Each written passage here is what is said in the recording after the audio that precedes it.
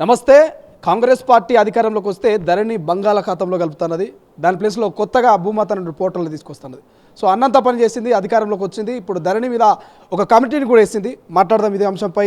మాజీ పీసీసీ అధ్యక్షులు, Congress party senior నాయకులు వి హనుమంత్ గారు ఉన్నారు.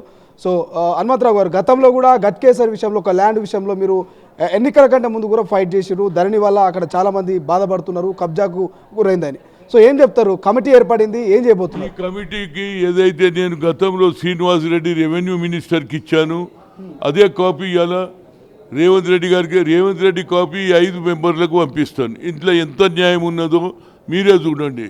ఇది అన్యాయం. ఇందిరాగాంధీ 1981లో 10 మంది రైతులకు 94 ఎకరాలు ఇవ్వడం జరిగింది. 94-96 ఎకరాలు ఇచ్చింది. అయితే ఆ భూమి వాళ్ళే చేసుకుందరు, కానీ అందులో 2 చనిపోయారు. 2 రైతులు చనిపోతే దొంగ సంతకాలు పెట్టి 1997లో కోర్టుకు పోయి ఆర్డర్ తెచ్చుకున్నాడు, వీళ్ళు నాకు ఇచ్చేసినారు. అది తర్వాత రెవెన్యూకి వచ్చి 2001 దానిక వాళ్ళ పేర్లే ఉన్నాయి, ఏది రైతుల పేర్లే. కానీ 2001లో మార్చేసేస్తే అప్పటిదానిక ఈ రైతులకు తెలియదు. ఇక కోట్ల చుట్టూ తిరుగుతున్నారు. ఇప్పటిదానిక న్యాయం జరుగుతలేదు. ఆఖరికి నేను కూడా పోయిన 7-8 సార్లు జాయింట్ కలెక్టర్ కాదు, ఇది అన్యాయం. ఇందిరాగాంధీ ఇచ్చిన భూములు మళ్ళీ దొరలకు ఎట్లా పోతాయని అంటే లేదండి న్యాయం అన్నారు. మళ్ళీ తర్వాత బీఆర్ఎస్ గవర్నమెంట్ మేనేజ్ చేసి దొరలకు లాభం చేసింది. మళ్ళీ ఆయన కోడట్ల పేర్ల మీద రీతి అయ్యి లేఅవుట్ ఇచ్చేసిండ్రు. ఒక్కొక్క విల్లా 2.5-3 కోట్లు అమ్ముతున్నారు. రైతులు ఎంత బాధ, వాళ్ళు అడక తింటున్నారు. కనుక ఇది న్యాయమైన కేసు. ఈ మాటనే రాహుల్ గాంధీ గారు కూడా ఖమ్మంలో అన్నాడు. ఏమని? ఇందిరాగాంధీ ఇచ్చిన భూములు కూడా తీసేసుకుంటున్నారని చెప్పాడు. ఇది ఇంతకంటే క్లియర్ కేసు ఏది లేదు. దీన్ని న్యాయం చేసినాడే. ధరణి తీసేసి పేద ప్రజలకు ఇచ్చినాడు. అప్పుడే ఇందిరమ్మ అభయస్థమవుతుంది, ఇందిరమ్మ పేరు వస్తుంది.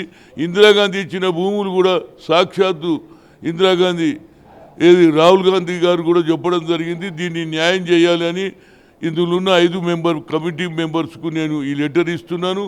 వాళ్ళు కూడా ఇప్పుడు వస్తున్నాడు. ఆ శ్రీనివాసు ఆఖరుకు హెచ్ఎండిఏ దవాజ్కి నేను కోదండ రెడ్డి పోయినా వాళ్ళు కాయిదాలు ఇవ్వలే. ఫైనల్గా రైట్ టు ఇన్ఫర్మేషన్ పోతే వాళ్ళు రాసినా ఇప్పటిదానిక న్యాయం జరుగుతలేదు. కనుక ఇది చాలా క్లియర్ కేసు ఉన్నది. దీన్ని న్యాయం చేయాలి అనేదే నా ఉద్దేశం. అప్పుడే ఇందిరమ్మ ప్రభుత్వం వచ్చినట్టు ప్రజలకు తెలుస్తుంది అనేది నా ఉద్దేశం. ఇప్పుడు గత ప్రభుత్వం ఉన్నప్పుడు, మీరు ప్రతిపక్షంలో ఉన్నప్పుడు కూడా ఆ ల్యాండ్ కోసం మీరు కొట్లాడారు. ఇన్నేళ్ల వయసులో మీరు ఈ ల్యాండ్ కోసం కొట్లాడుతారు. మీ ప్రభుత్వం వచ్చింది, ఇప్పుడు న్యాయం జరుగుతుంది అనేటువంటి నమ్మకం ఉన్నదా? 100కి 100 రూపాయలు న్యాయం జరుగుతుంది అనేది క్లియర్ కేసు. ఇంతకంటే అన్యాయం ఇలాంటి కేసు ధరణి బయటకు వస్తే ప్రజలందరూ కూడా నమ్మకతే గవర్నమెంట్ ఇందిరాగాంధీ పేరు మీద ఇచ్చిన భూములు మళ్ళా వాళ్ళకి ఇప్పించిందనే మంచి పేరు రేవంత్ రెడ్డికి వస్తుంది, కాంగ్రెస్ పేరు ప్రభుత్వానికి కూడా వస్తుంది అనేది నా ఉద్దేశం. ఈ కమిటీ గురించి ఏం చెప్తారు సార్? ప్రధానంగా ఏమైనా ఐడియా ఉందా? ఈ కమిటీ ఎట్లా పనిచేస్తుంది? కమిటీ ఎట్లా చేద్దాం, వాళ్ళన్నీ ఎంక్వైరీ చేయాలి. ఎట్లా ఇప్పుడు ఇస్తున్నాం కదా, ఈ కాగితం మీద ఏం చేస్తారని చెప్తున్నా. ఆఖరుకు ఫస్ట్ హెచ్ఎండిఏ ఇచ్చిన లేఅవుట్ క్యాన్సిల్ చేయాలి. నేను అక్కడ చేయకపోతే మాత్రం హెచ్ఎండిఏ ఆఫీస్ దగ్గర ధర్నా చేస్తా అనేది నా ఉద్దేశం. అధికార పార్టీలో ఉండి ధర్నా చేస్తారా? అధికార పార్టీ అన్యాయం జరిగితే అధికార పార్టీ వచ్చింది కాబట్టి ఆడ చేస్తున్నాం. మొన్నటిదాకా మేము ఎన్ని చెప్పినా కాయిదాలు లేదు. ఇప్పుడు మా ప్రభుత్వం వచ్చింది, కమిటీ వేశాడు.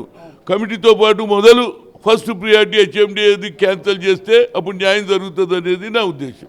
ఈ 6 గ్యారెంటీల గురించి ఏం చెప్తారు సార్? నిన్న దరఖాస్తుల ఫారంలు రోడ్డు మీద కనిపించినాయి, దాని గురించి ఏమైనా మాట్లాడతారా? మీ దృష్టికి వచ్చి చూడండి ఎట్లా పడిపోయిందో. దరఖాస్తులు అందరు ఇచ్చిండ్రు.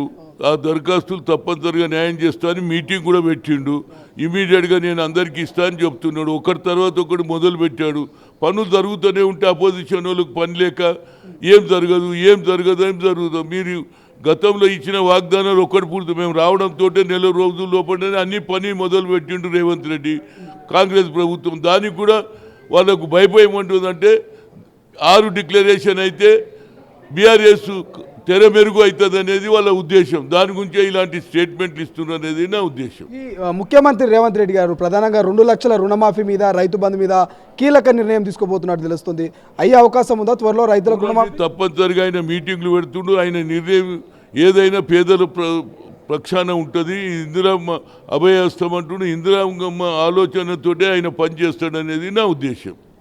Thank you. ఇది మొత్తం మీద ధరణి మీద వేసినటువంటి కమిటీకి మొట్టమొదటిగా నా ఇష్యూను ఆ కమిటీ సభ్యులకు ఇస్తా, ఖచ్చితంగా ఆ కమిటీ నా యొక్క ఇష్యూను టేకప్ చేసి గట్కేసర్లో ఉన్నటువంటి రైతులకు న్యాయం చేస్తుంది అనేది వి హనుమంతరావు గారి ప్రధాన డిమాండ్. సో చూద్దాం ఏం జరగబోతోందో. కెమెరా పర్సన్ అజయ్తో శ్రీశైలం, తొలి వెలుగు, హైదరాబాద్.